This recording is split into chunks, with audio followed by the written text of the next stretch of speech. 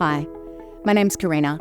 I'm the head of sports medicine and physiotherapy here at OnePointHealth. I've been fortunate to work with many different sports and many different athletes, both recreational as well as elite level competitors. Sports range from rugby union, rugby league, soccer, cricket, ultra runners, and my first love of hockey. I've had the privilege of representing my state and country in hockey, and I'm now currently working as a lead physiotherapist for Hockey New South Wales and the Australian Gillaroos, which is the women's under-21 field hockey team. The most common injury in the running sports I'm involved in are hamstring injuries. The most at risk are the older athletes, those who had previous hamstring injuries, athletes with weak muscles that are short in length, and those athletes that are not exposed to enough high-speed running to match the demands of their sport. Science tells us that including the correct strength work in hammy prevention programs can almost halve the rate of hamstring injuries. That's huge. Hamstring exercises included during rehab and prevention programs are double and single leg bridging, 45-degree back extensions, both double leg and single leg and double leg sliders, Nordics,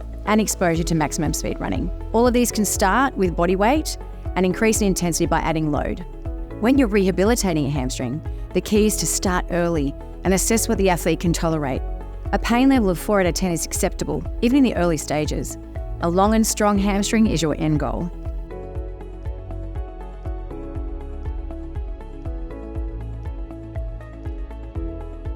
Hey guys, my name's Matt and I'm a physiotherapist here at OnePointHealth. So I've been a part of the team now for 5 years and I work across the Penrith and the Blackstone clinics. During this time, I've had the opportunity to work across a wide array of sports, including soccer, golf, rugby league and union, cricket and hockey.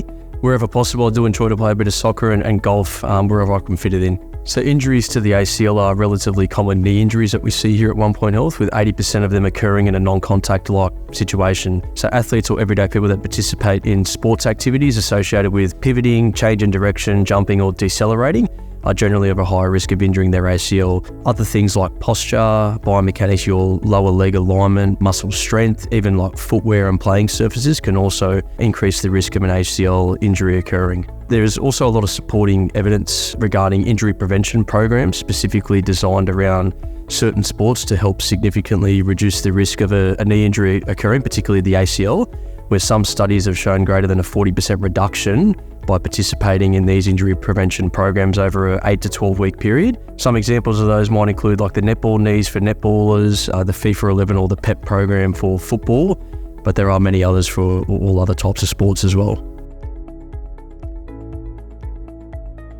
Hi, I'm Christy and I'm a senior physiotherapist here at OnePointHealth.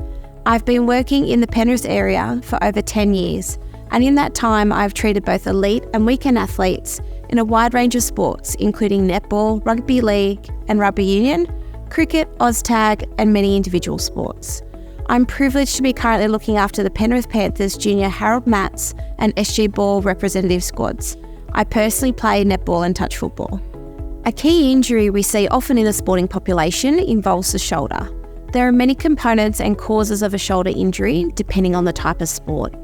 These injuries can derive from overuse, so poor mechanics, weakness or tightness, or traumatic, so a dislocation, subluxation or an impingement. Depending on the cause of this shoulder injury, we will obviously start with a thorough assessment, checking your movement, mobility and strength, to then devise a comprehensive rehab program that has several components.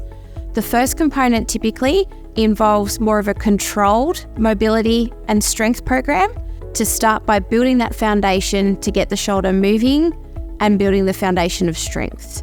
We then move into stage 2, which is a little bit less controlled and more of a chaos type exercises, so taking your arm away from your body to challenge it further.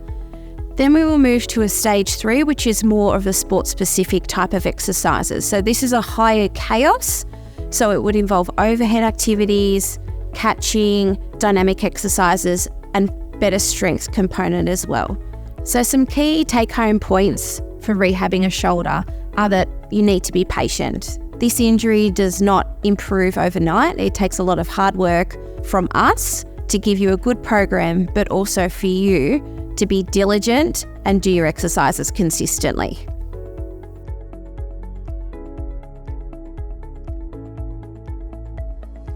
Hey everyone, I'm Isaac and I work as a physiotherapist with OnePointHealth. I've been part of this wonderful team for 5 years now, starting with the cadet program and now working as a full-time physio. Throughout this time, I've had the incredible opportunity to work with the Penrith Panthers, and currently I'm working as a physiotherapist for their SG ball team. An injury we frequently encounter in the clinic, especially in sports that require a lot of running and jumping, is Achilles tendinopathy. This can significantly impact an athlete's performance and sideline them if not treated properly. Those particularly at risk are athletes that have recently increased their training load, individuals with a history of Achilles tendon issues, and athletes with strength deficits in lower limb muscle groups. Some of the exercises that can be incorporated into the rehab program are single leg and double leg calf raiser isometric holds, some single leg and double leg heel raises, seated and bent knee calf raises, box jumps, and other plyometric exercises. Rehabilitation of an Achilles injury should start as early as possible, and it's vital to assess the athlete's tolerance level to exercises. It's okay to experience a bit of discomfort around that 3 out of 10 on the pain scale during the initial stages of rehab. The ultimate goal is to build endurance and make the tendon resilient to higher loads required in sport. Remember, everyone's injury and recovery is unique, so it's important to have a personalised treatment program with a thorough rehab plan. Most people can return to sport in around that 3 to 6 months. But remember, this is a rough timeline and individual results will vary. Don't hesitate to reach out to us at OnePointHealth for expert advice and guidance on your road to recovery.